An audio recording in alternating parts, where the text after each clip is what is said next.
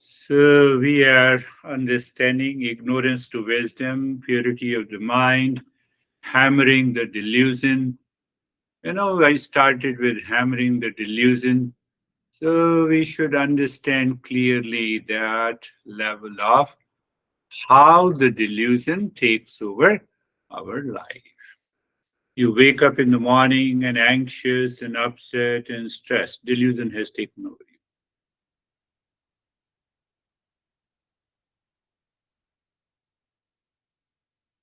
So, what teacher I have been talking, the teacher only facilitates. So, knowledge is unfolded. What that knowledge is unfolded means that you are not receiving a knowledge from outside. But in the beginning, you are receiving the knowledge from outside so that you align, you discover the same knowledge that is inside you. Don't you have a state of dispassion? Don't you know it? Yes, you know it. I explain you, and then you realize, yes, this is a state of dispassion. You are carried away by the strong likes and dislikes. Then what happens? Then delusion takes over. But that delusion do not take over in all the matters. In some of the areas we have a dispassion, in other areas we have a delusion, still in other areas we have likes and dislikes. Don't you have that knowledge? Yes, you all have knowledge. The problem to understand, the problem is since our birth until we are exposed to the Eastern wisdom, we have only idea that this is me and mine. So the Eastern wisdom through the teacher comes and he says, no, no, this me and mine is your false eye. And here is a real eye. You have to drop the false eye. You have to enter into the real eye. So it's a more teacher facilitates. But why you say that teacher only facilitates by teaching the knowledge of the Eastern wisdom? Do you still remember?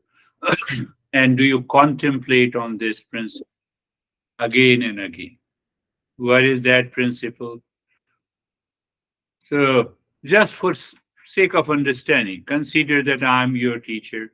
Then, who is my teacher? I have my teacher's teacher, and continue until the last point. What is the last point? Do you remember? The last point, the knowledge is already within us. Why knowledge is within us? Because that real self is of the nature of knowledge.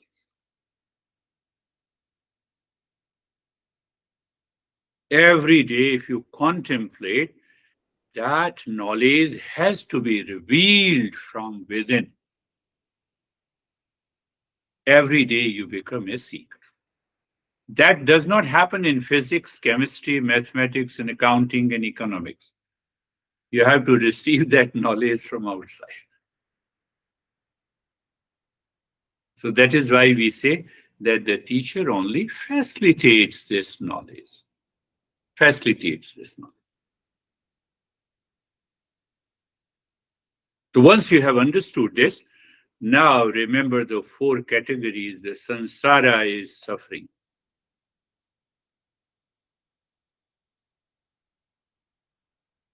So because of the ignorance, my mind has created a world of its own based on likes and dislikes, emotional dependence, based on relations, delusion, ego, intellectual paralysis.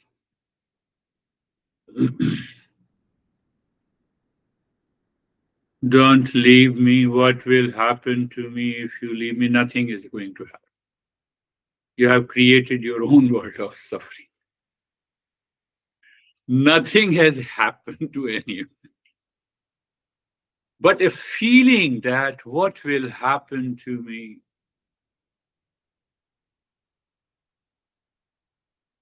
So if you say that, no, no, I will be in stress, really? So you are in stress for a few hours, then you go into a deep sleep, then what happened to you? In deep sleep, you don't remember.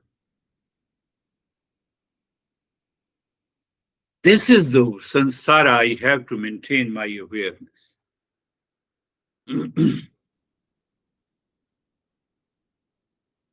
Maybe I was 12 years old when my mother died. She had to leave it. There is no chance. Dad left. Older brother left.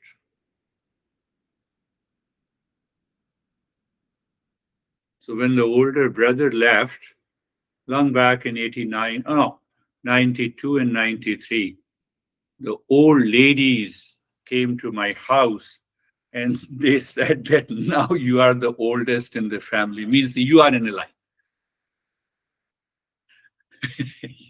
You are next.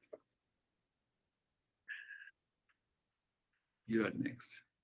That is how the samsara, the world, takes hold of us through our thoughts and ideas and the wrong notions.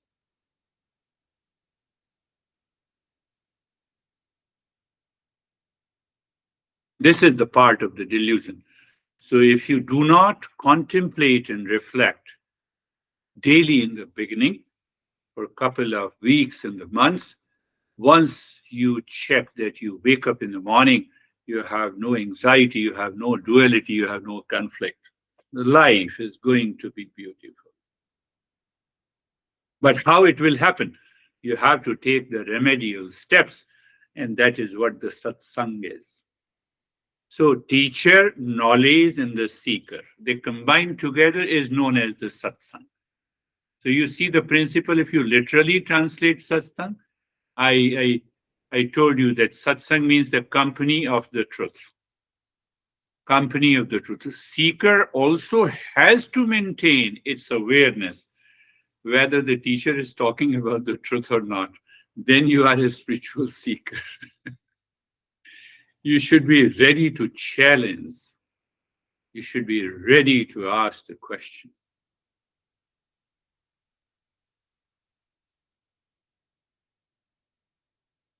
So normally people feel I have a lot of respect for the teacher. That is why I don't ask the question. Then you are not a seeker. Well, you should be asking the right question. My friends, never forget these four areas.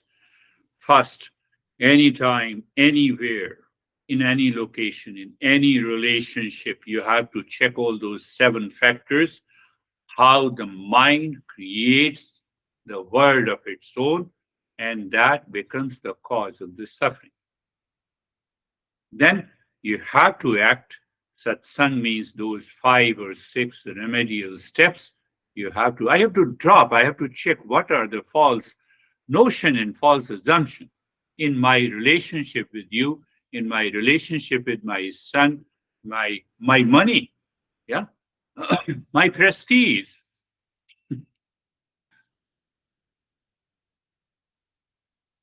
So then the third step is realization. I have to check whether I enter into a new level of experience or not.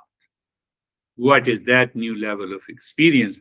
Is calmness and the peace is maintained. It is coming from within. Mind is not seeking calmness and peace and the joy from outside. It is not seeking. Not seeking means no expectation. No expectation means you are not a consumer. You are a contributor. Contributor of what? Because you are already in peace. You are already in peace. So you are going to think, speak, and act out of the peace. The first sign of being a spiritual person.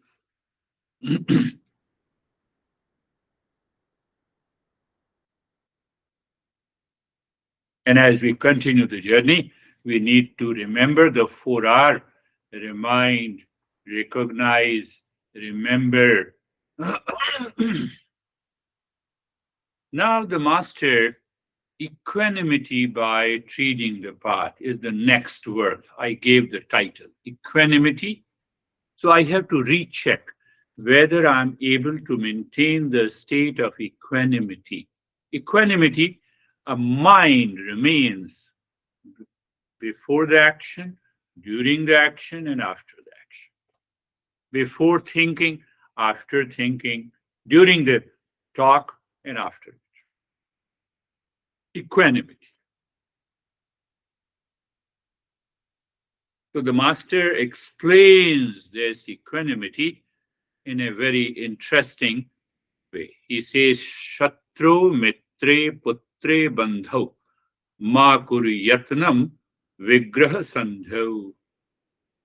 Where it says, make no effort to be either at war or in league with enemy, friend, son, or relative. You feel the sense of independence when you wake up in the morning.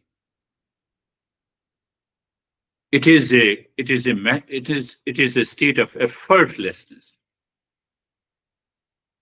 So the master says, if you are able to live into that state of equanimity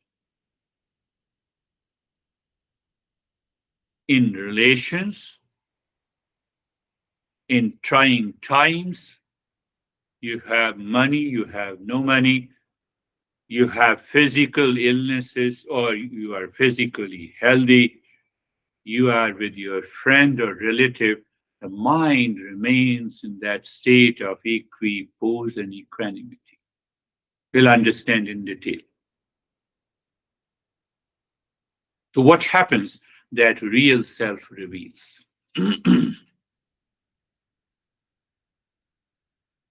Why the real self reveals?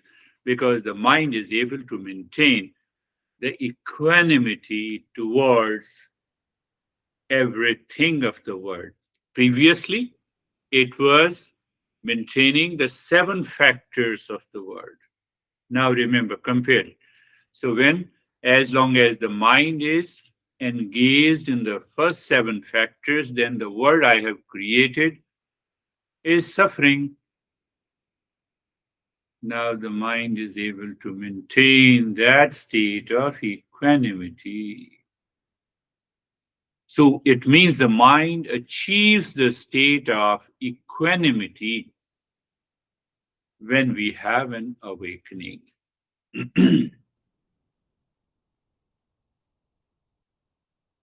What we feel?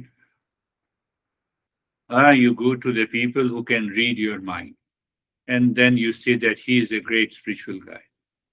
It's not a big deal.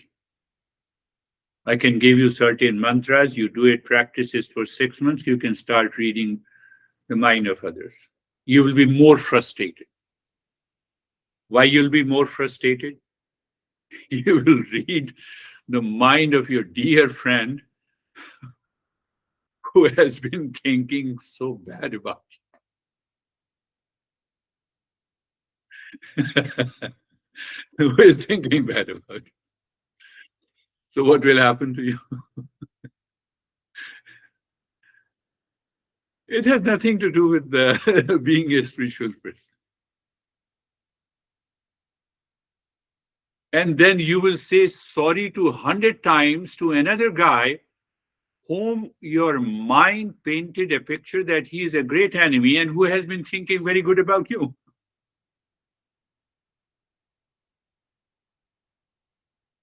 So don't get misguided by those things. The first thing is state of equanimity. That state leads to a higher meditative state. Higher meditative state means that uh, I live at the higher state of the consciousness. What does it mean by the higher state? Higher state means in active lifestyle, you think, speak, and act and live into that higher state. It is not disturbed at all. You perceive. It is something like you perceive the water, not the waves. Waves are there. Oh, there are a lot of people are here, but you perceive the real self because now you know your real self. So you have a perception. That is what the third eye is. Pay attention again. One is the physical perception. Through my physical eyes, if I want to see we all are one, not possible. Can you make it possible?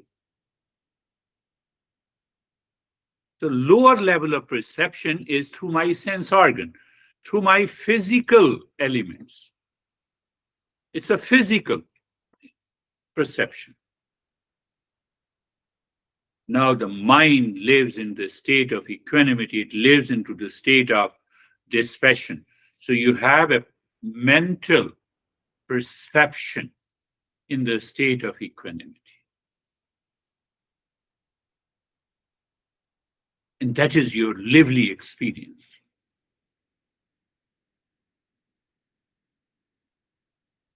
So that experience, you can say, yes, it is a spiritual experience. So through that perception, you see all the waves are water. I can again tell you that you cannot see all the waves are nothing but the water through your physical eyes. So there is an inner perception. And that is why we talk of the spirituality is going inside. So there is an insight. There is an insight. Bhaj.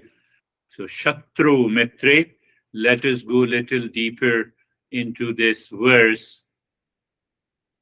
So meaning of this verse simply means that you make no effort to be either at war. It means either in stress or in league with the enemy or friend. So you don't see that, your inner perception. Oh, no one is my enemy, no one is my friend, no one is my son and relative. Why? Because you have a state of equanimity.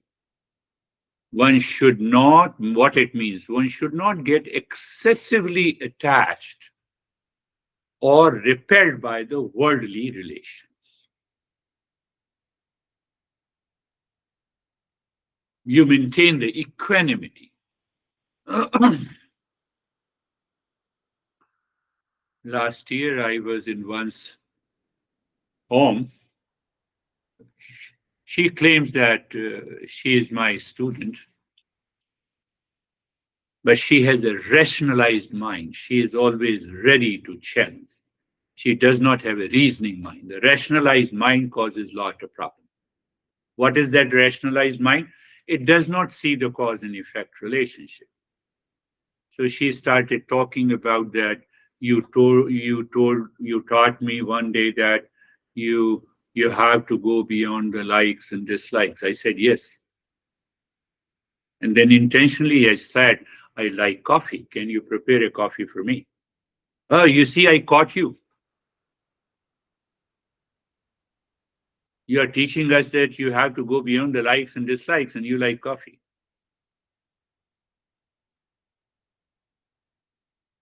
So for myself, I proved that she is using a rationalized mind.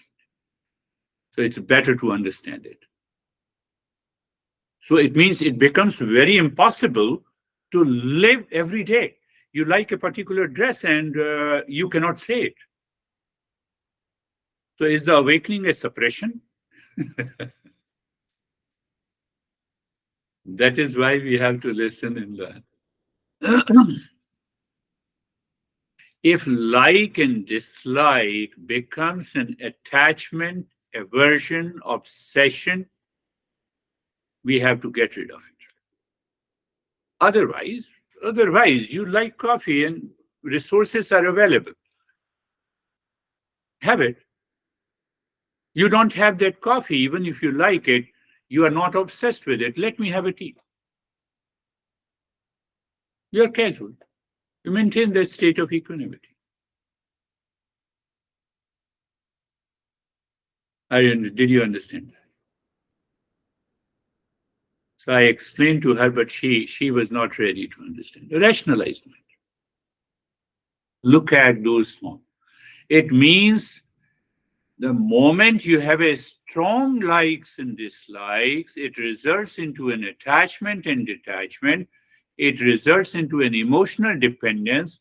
It results into building a strong ego. So any like and dislike should not be excessive, should not result into an obsession, should not build an ego, should not create the world as suffering. Did you get it? Otherwise, it is very difficult. Huh? Your honey is in front of you, and you say, no, no, it's better not to say I like or dislike. And you will have a lot of problems.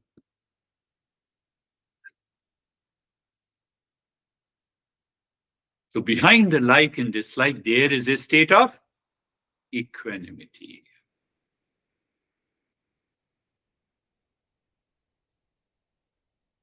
This is what the master is saying. If you want to attain that state of awakening, be equal minded towards all things. So what happens is seeker knows the origin of likes and dislikes and do not allow them to grow into a binding desire. Binding desire.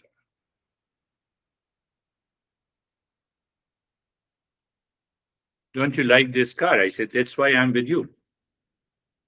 So you must have it. I said, that must is not in my dictionary. So simple to say. But it becomes very compelling for you not to say this. Do you see that? Likes and dislikes. And we get upset.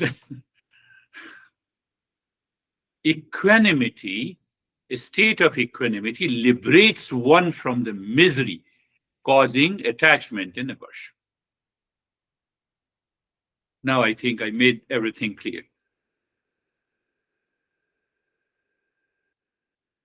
My master used to say that you should be ready to sacrifice your attachment and detachment. But here the word sacrifice should not be included as a suppression. By understanding that because of strong likes and dislikes, it is going to cause me the emotional dependence. Go back to the 7 factors. Oh, it is causing me the emotional dependence, intellectual paralysis. My intellect is blind. All the salesman makes your intellect blind. They ask you to make a compelling decision. There is no compelling decision with regard to anything in the world. Do you have that state of mind? You are free. Are you getting it? You're free. With reference to anyone. Whether it's a shirt or a pant or a car or a house.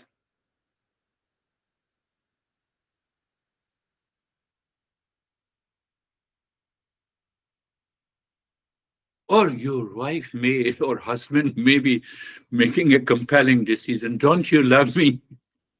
Outside say I love you, honey. But check your attachment and detachment. Are you understanding or not? That is the journey of the spirituality. So look back again, just in a different way. What is the context? The worldly relations. Worldly relations means any relations I have with the world outside is temporary. I have to start with that. That is the context in our life, whether it has to be the car or the honey or person or son or anyone. But if I get immersed in what is temporary, I am already declared that the world is suffering to me. Think you are free here and now. What is the principle? Principle is equanimity. How the equanimity will come? Satsang with the 5 and 6 steps, self inquiry. Satsang, or you can say the self inquiry. Who helps you in the self inquiry? The teacher through the knowledge of the Eastern wisdom. What is the concept? Now I'm just giving you purely in a scientific way. So once we have context, we have a principle of equanimity. And so what should be the concept? Concept means that I should elaborate the principle. Why I need an equanimity?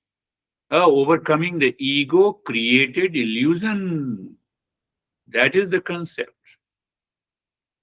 Look at our teachers are so clear. I'm not very clear about many concepts. So I constantly contemplate and reflect until I become clear of it. And the more I contemplate, I feel that I live into the higher level of awareness. This is what the satsang. So you can have a satsang on with yourself. That is why I say that you have to listen and learn and practice. What is the benefit? Peace, wisdom, spiritual progress. You start recognizing that there is something, some consciousness which is independent of the body, the mind, the attachment, likes and dislikes. Oh, is that state of equanimity? Yes. From where it comes? From the real self. Now think of the cause and effect. Let us today go in a very purely scientific way. Well, normally, sometimes people say me, sir, science says this. Cause and effect. Attachments leads to misery. Aversion leads to anger. Equanimity leads to peace of mind. Cause and effect. Do you have doubt? Still, I have a doubt. So it means my intellect has not reached to a state of conviction to give me a perception. Perception through the discernment and dispassion. That is why I remain as a seeker. I have to continue. No, but what I have to continue? What I have to continue? So when I say the world is suffering with those 7 points, I have to constantly allow my intellect to contemplate and reflect the temporary nature of the world outside of which I am related in a variety of ways.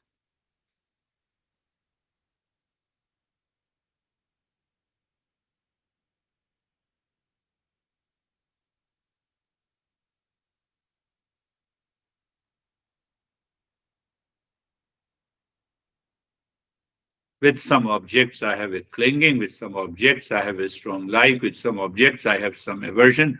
I have 2 kids. One kid I love, other kid I hate. I have to get rid of not the 2 kids, but I have to get rid of these attachment and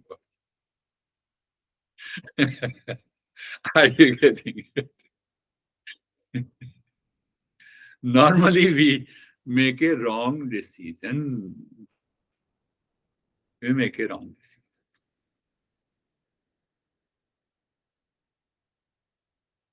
So, with that state of equanimity,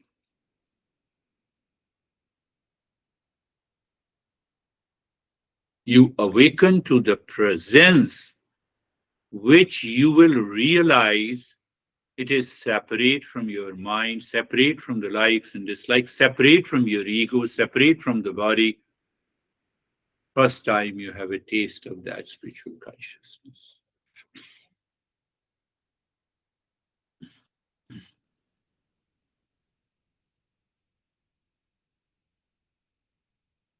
You can say it's a walking the tight rope of the worldly relations along the spiritual path. So that is why we need to consistently learn, listen, reflect, practice. So in that tight rope of worldly relations, I have to strike where lies the equanimity. And the moment you pick up the equanimity internally,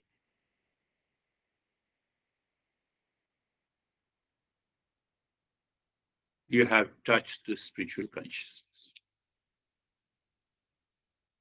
You see the way beautiful way this master explains everything. The entire text means hammer the delusion. And after some time, I changed the heading. I said ignorance to wisdom. You can still keep hammer the delusion or ignorance to wisdom. But see the message behind when you have hammered the delusion, what is left? Left is the awakening. When the delusion is gone, what is left that cannot be undone? What cannot be undone is the real self, is the spiritual consciousness.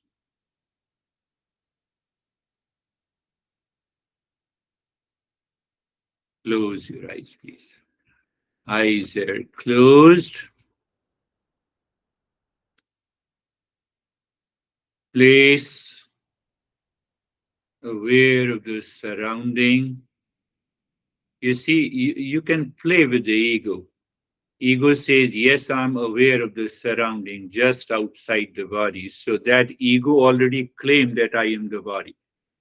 And the ego for all the practical matters, our mind in ignorance for all the practical matters, declare this, yes, I'm aware of the space outside the body. And that is what you are referring me to. You see? I have to get rid of it. So I'm slowly taking you and I'm making a very minute changes in the practice. So you play with, okay, now I can understand my mind and delusion. You say, until the boundary of the body, here I am, and outside the body, the world is. And if I'm not the body, then that we know it intellectually, then where is the world? You see, the mind results into confusion again. And that we need to remove it. We will not only do it by practice. So anyhow, so look into the body, position of the body, and then the posture. Check that you are settled. You are set. You are settled. Because if you are settled, the body will also be settled. If you are settled, then the body also should be comfortable and the mind should be carefree. And that is the journey of a higher seeker. We have been following it. So, couple of times during the day, think and contemplate on this. When I say the world outside, so what is the boundary line where I can separate myself from the world? Now, the boundary of the body. The body comes from the world outside. Carbs and protein and plants, and if you eat plant or animal, whatever you eat, it comes from outside and it is nourished, but it nourishes the body. The body is a part of the world. Where is the boundary line? I'm leaving there. We'll go in deeper into it. Sarvesham swastir bhavatu. Sarvesham swastir bhavatu. Sarvesham swastir bhavatu. May there be happiness for all. Now, can you draw a line for happiness? between you and me, between you and the world, between one person and the other? Do you see the essence and the intrinsic knowledge hidden in this mantra? I told you, my friends, I have to contemplate and reflect and continue the journey. Sarvesham Shantir Bhavatu. Sarvesham Shantir Bhavatu. Sarvesham Shantir Bhavatu. May there be peace for all. Can you draw a line for the peace in your life, in the lives of others? If you cannot draw a line of here is the peace and here is not the peace in your life, then also you can draw the line of peace in others also. What it means? So our master takes us to a very loftier thinking. When you want peace, don't ask me when I want peace, all the time. Where? No, in all locations, with whom, with everyone. There is the peace all pervading, yes. If the peace is all pervading, that it is also present in every being. And that is one of the attributes of the real self.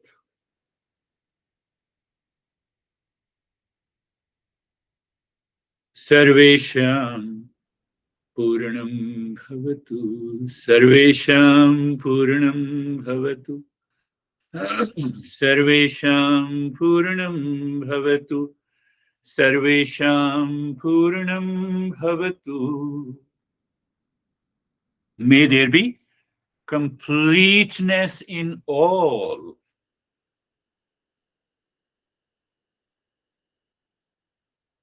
My mind should reflect, reach to a point of awareness to perceive a sense of completeness in me first.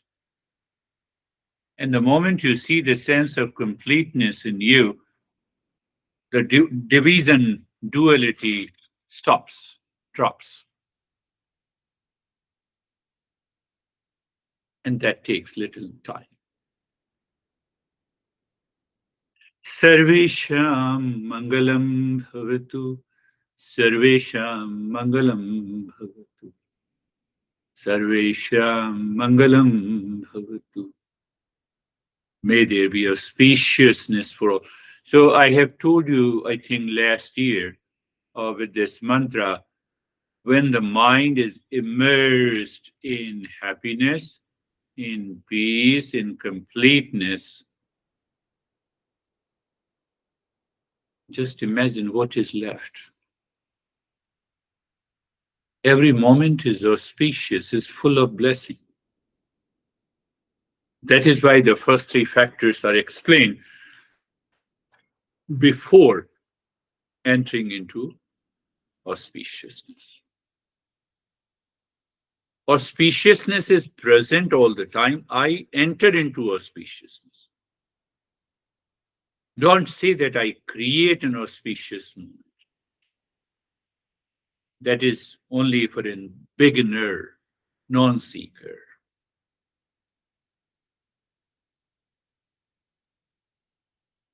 And my friends, in that state, look inside the forehead in the space. First point of awareness, say Om Shanti there. Stillness is the third point of awareness, and start breathing, quick and short breath through both the nostrils. Continue breathing, continue breathing.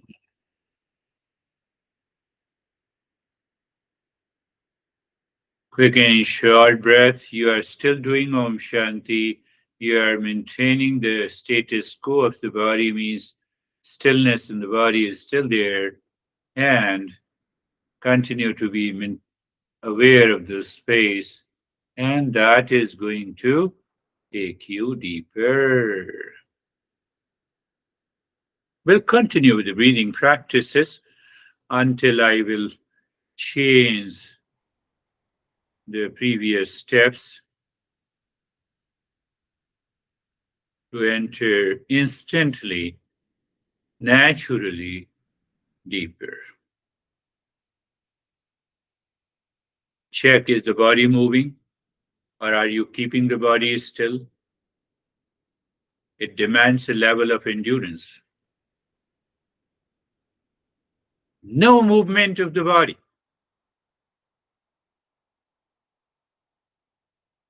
I'm addressing one and pointing you to all who is moving the body.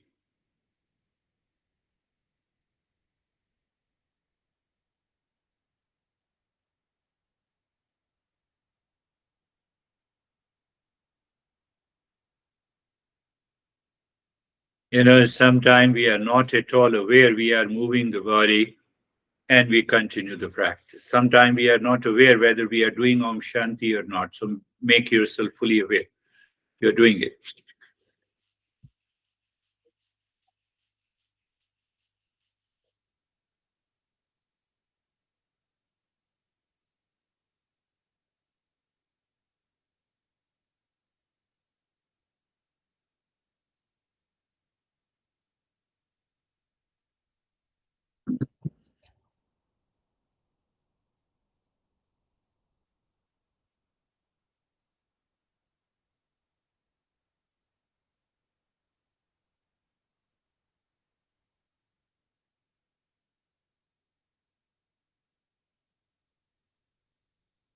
And stop it, pay attention to the flow of the breath.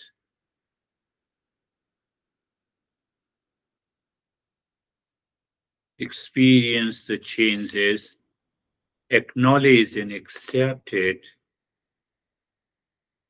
And if there is a less flow from one nostril, pay attention there. Otherwise, continue to pay attention on both the flow of the breath.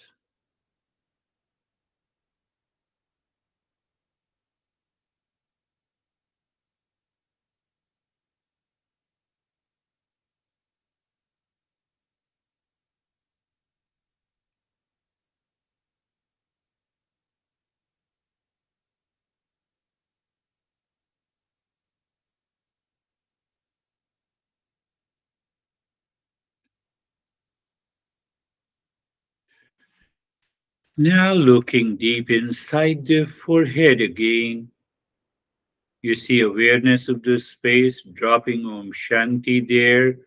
You are aware of the stillness in the body, and you start breathing into the belly.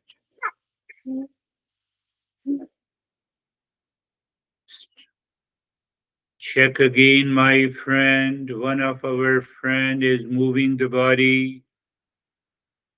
No movement in the body. I can bet you sometime we are so much in delusion. I'm not addressing the name, but I'm just pointing out. Sometime our level of delusion is so high, I say, don't move the body, and the guy is moving his head. Yes, please. That happens in also in advanced journey. Now you see the we need a teacher.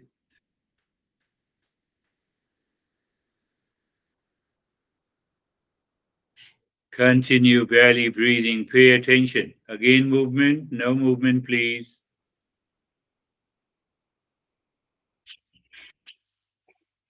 Only movement of the belly. The belly, you inhale, the belly expands. You exhale, the belly contracts.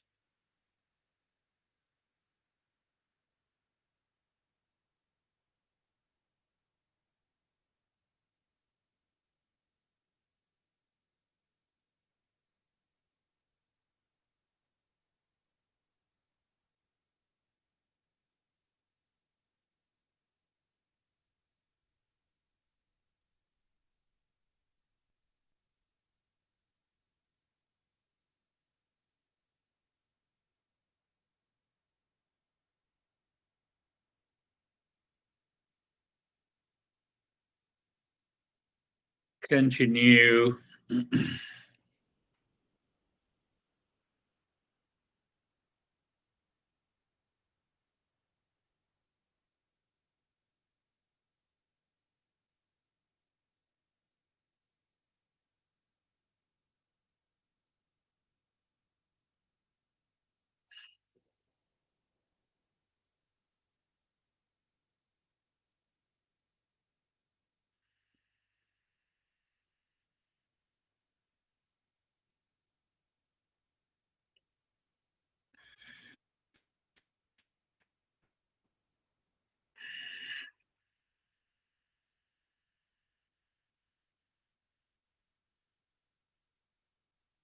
And stop this breathing. Bring your awareness again on the flow of the breath. Check that you are able to maintain your stillness in the body. You acknowledge and accept the changes.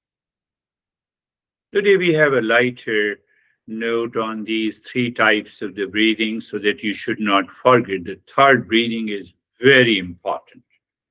Third type of the breathing. So, in the third type of the breathing, we have to remain extraordinarily aware and alert. Why? Because during inhalation, you have to first inhale into the belly and continue inhaling into the rib cage up to the throat. And while exhaling, you exhale first from the belly and then the throat. So it's a very long breathing. That is normally said yogic breathing when you do it silently. But we have to do it little faster. So look inside the forehead again in this space, dropping Om Shanti and start breathing first into the belly. Continue inhaling into the rib cage, one breath. Breathing out from the belly and the rib. It should not be deep, silent, slow, but it should be with some noise. So it means there is a speed into it.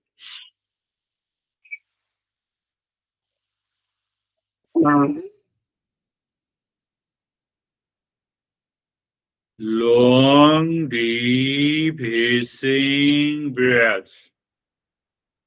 So here the mind objects and we endure it. Mind resists, we endure it.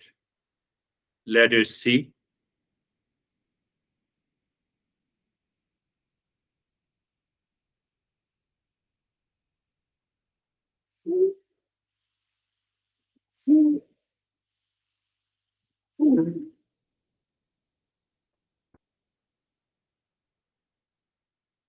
Time has comes to make you aware that when we do the third kind of the breathing, the mind makes the body to react. The body starts moving and jumping. You should not do that. That is the meaning of endurance. And I can bet you that some people listening is still not listening because they lack that awareness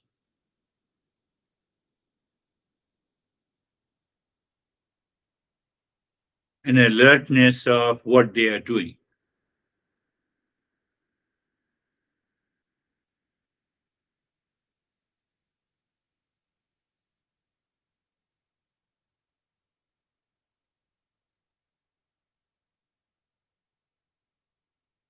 So you have to maintain the stillness in the body that will act as an enduring factor in the body through the mind, and you are doing a long, deep, in the hissing breath.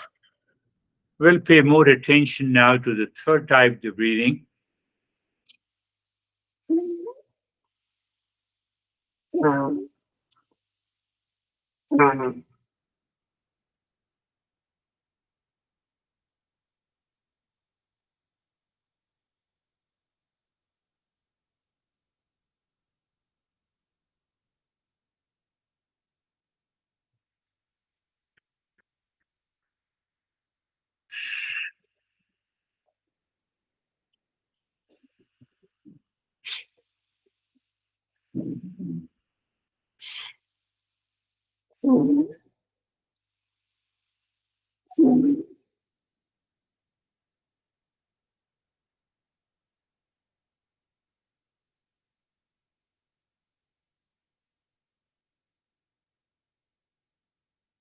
Long, deep, and hissing breathing.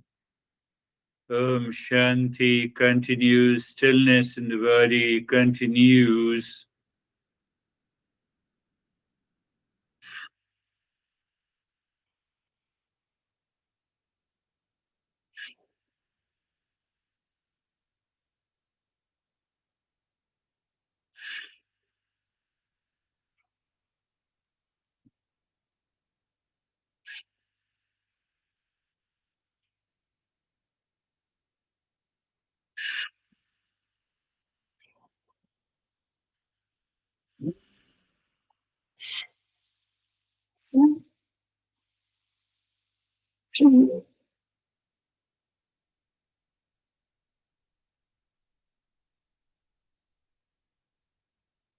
Continue deep, long, hissing breath.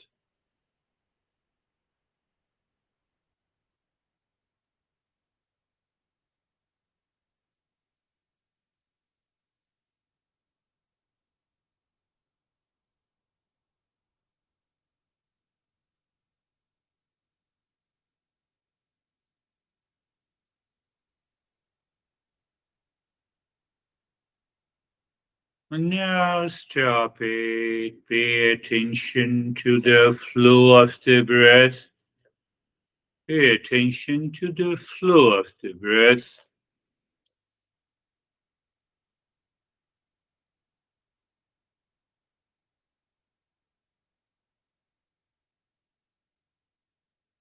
You find the flow is equal, wonderful. You find the flow is unequal, doesn't matter because you are already into the process, into the practice.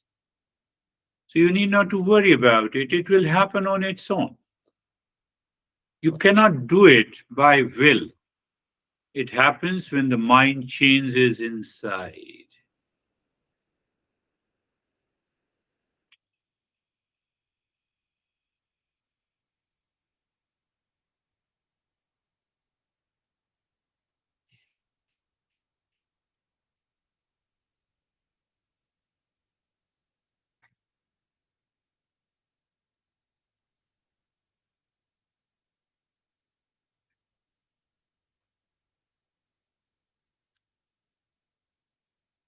And now is the time to take your mind into the cave of your heart, triangle. Visualize the triangle.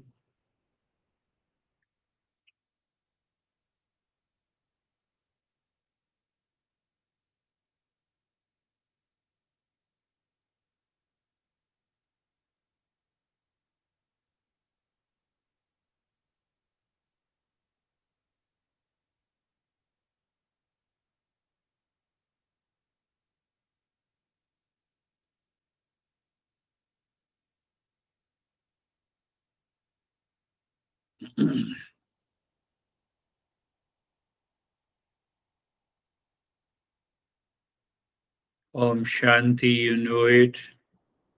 And when you see this thing, then push the mind singing Om deep inside the cave of your heart. Shanti, by saying Shanti, equanimity, self absorption takes place. So, what happens then? You be there with the self absorption.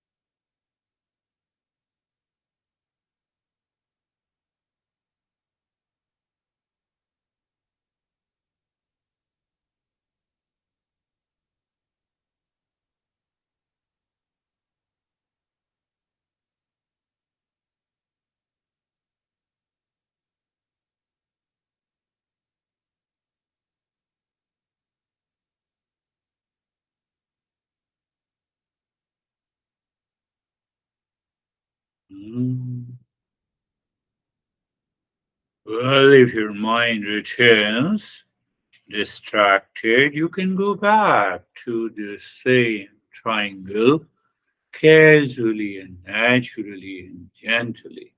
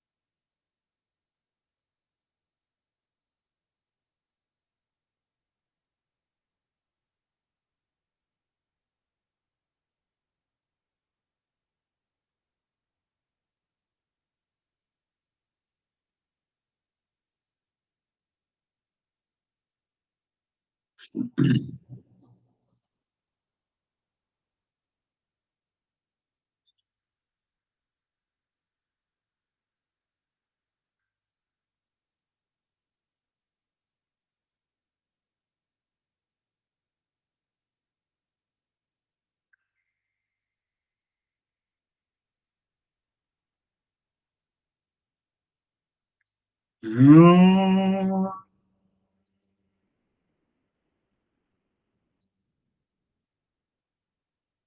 Shanti, Shanti, Shanti. Om. Shanti, Shanti, Shanti. Om. Shanti, Shanti, Shanti.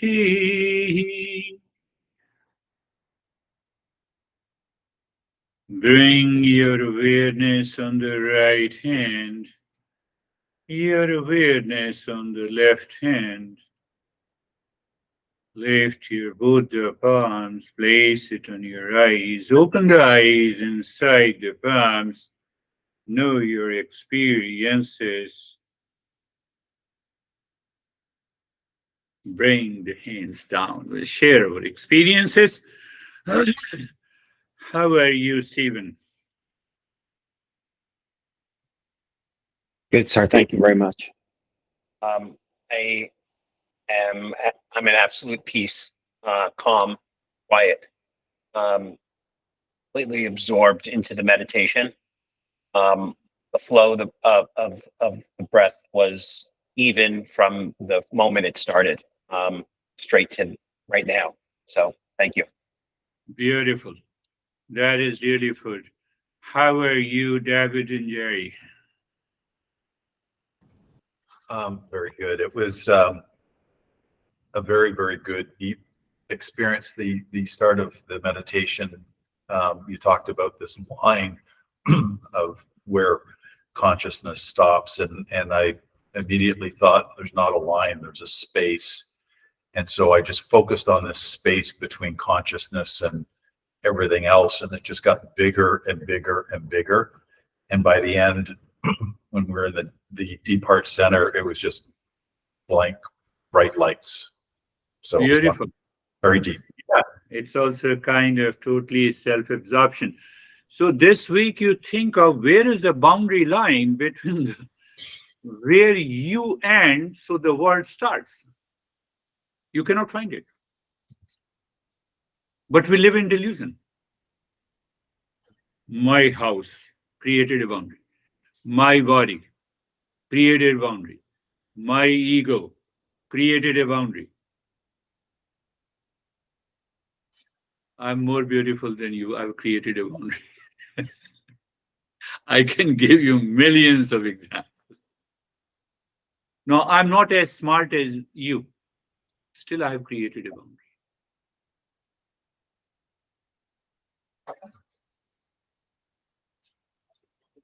How are you, Jerry? Oh, good, thank you. Yeah, that's exactly where the mind went, is that the consciousness, there isn't a boundary. It's everywhere.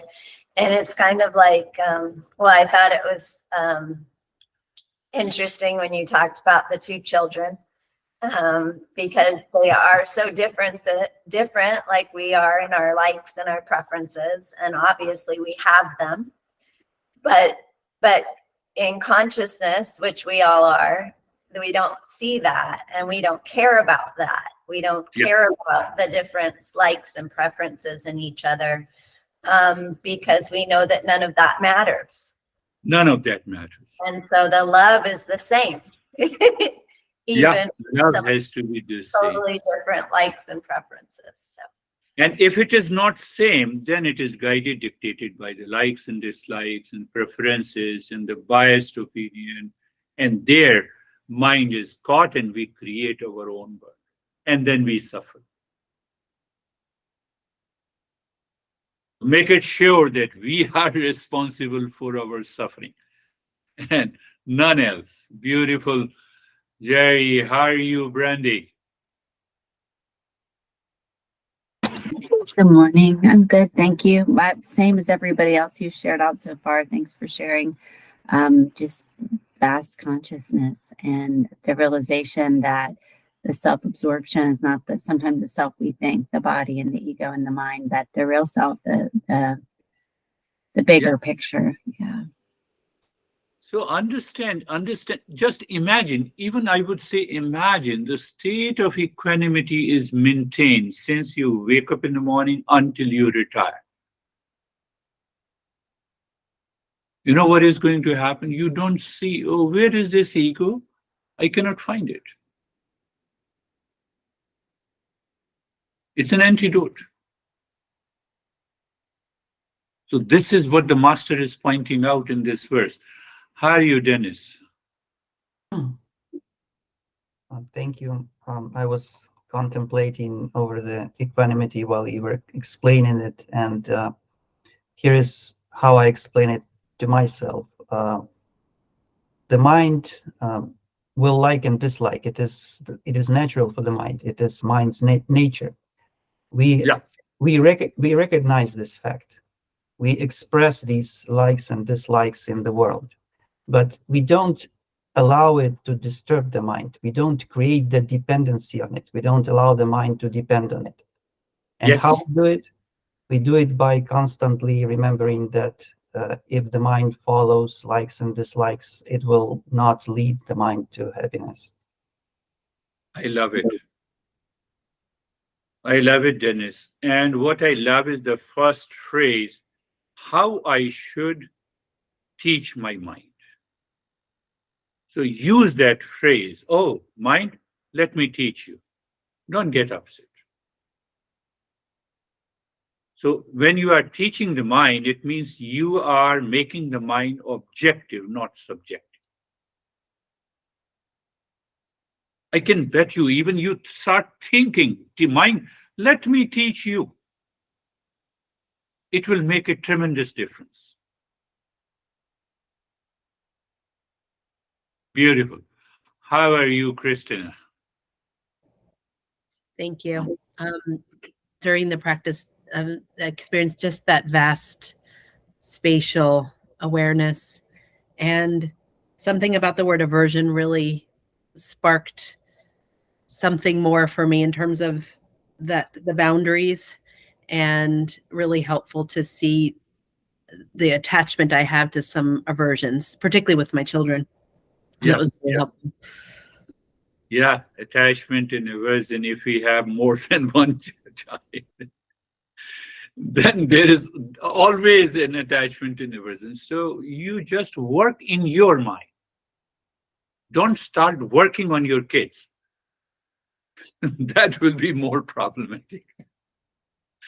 We start working on our kids. Why don't you listen to me? How are you, Barbara? Very good, thank you. In the beginning of the meditation, I just kept contemplating equanimity, and I was thinking that if you live in a state of equanimity, don't you have a big responsibility to the people that you interact with because you have an advantage over them? Yes, you not only you have an advantage because you recognize your own attachment and your own likes and dislikes, and before you speak and act you get rid of it. Yes, you own a greater responsibility. You know what is that greater responsibility? Buddha said it is compassion.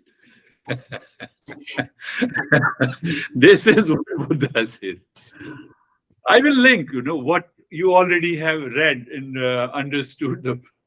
Yes, you have a greater responsibility. So you move with moving with a compassion doesn't mean, one is coming with a big stick and wants to hit you, and you say, "Please don't hit me. I'm a man of compassion." We will talk about that. So, how are you, Samir? Sir, today something was going on in my mind.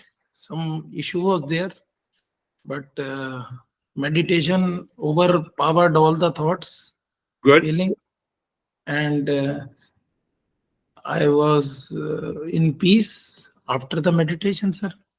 Very Some good. issue was there that was means after every half an hour, 1 hour was coming in my mind. Something was there, but when I started doing meditation, then it completely dissolved, and now I am thinking more positively.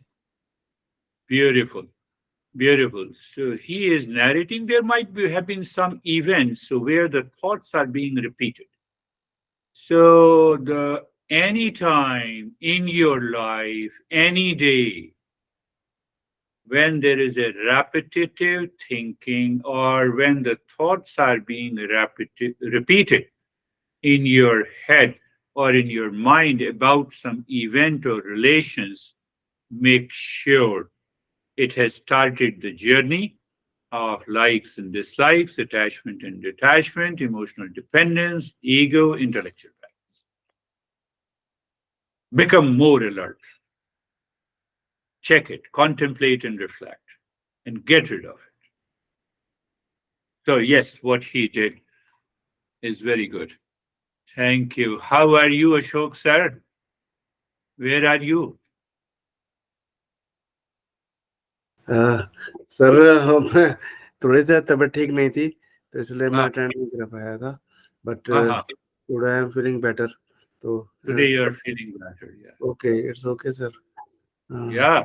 When you are not, क्या? थोड़ी breathlessness है थोड़ा सांस में ना सांस में क्योंकि पिछले दिनों फीवर था मेरे को तो अभी थोड़ा सांस में थोड़ा सा है इशू है ठीक है हो Right. जाएगा He was not feeling good. That's why he could not attend couple of these sessions. ठीक And I always tell, if you don't feel good, you must attend the session. No choice is yours. I will not say anything. Because you are not feeling better.